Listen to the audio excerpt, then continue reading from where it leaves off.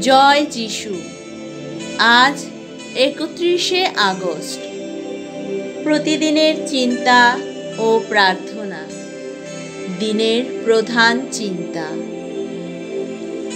তুমি যদি এই জগতের অন্ধকার দূর করতে চাও, তবে নিজের প্রফুল্লতা অক্ষুণ্ণ রেখেই তুমি সে কাজে সমর্থ হবে। একা একা ছিলাম আমি দাঁড়াইয়া অন্ধকারে, লক্ষ্যহীন যদিও বা আশামুখী হয়ে। হঠাৎ আসিল আমার কাছে এক প্রদীপ শিখা, যাহা হয়নি জ্বলিত। কোথা হতে আসিল সে জানি না তো আমি। দেখাইল সে আমারে পথ চলিতে, সম্মুখে বারবার বহুবার। চলিলাম আমি উপরে আবার নিচে, না জানিয়া কোথা। দেশকাল জ্ঞান ছিল না আমার। ওহে গুহ্য অজানা প্রদীপ, যে জন পাঠাইল তোমায় দেখাইতে আমারে পথ।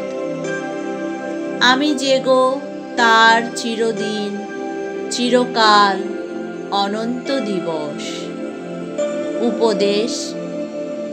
প্রফুল্লতার আলো যখন আমরা জ্বালাই, তখন আমাদের চিন্তা ও কাজ সকলই আনন্দদায়ক হয়। যদি কোনো লোক বিষণ্ণ মুখ হয়ে সময় কাটায়, তার সঙ্গে কেঁদে বা বিলাপ করে তুমি তার কোনো উপকার করতে পারো না। তার সামনে আলো জ্বালিয়ে দাও, তবেই তার বিষাদ কেটে যাবে। আনন্দের উজ্জ্বলতা আমাদের স্বাস্থ্য ও একতা ফিরিয়ে আনে। ইহা হতাশ ভগ্নোৎসাহ প্রাণে নতুন আশা জাগায়। ইহা এক মহা সংগঠন শক্তি। ইহার সাহায্যে আমরা চিন্তায় ও কর্মে নূতন বল লাভ করি। হে আমার পুণ্যময় দেবতা, তুমি আমার সহায় হও, যেন আমি এ জগতে তোমার দিব্য আলোকের প্রদীপ হাতে লয়ে চলি। আমি যেন কখনো কাউকে দুঃখ না দিই।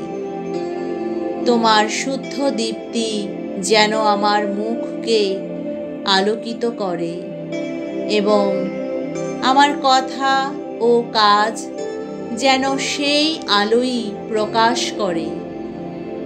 আমি যেন দুঃখী জনকে আনন্দ দিতে পারি, ক্লিষ্ট মানুষকে সান্ত্বনা দিতে পারি এবং যারা আমার জীবনকে স্পর্শ করবে, তাদের সকলের জীবনে যেন আমি তোমার আশীর্বাদ আনতে পারি।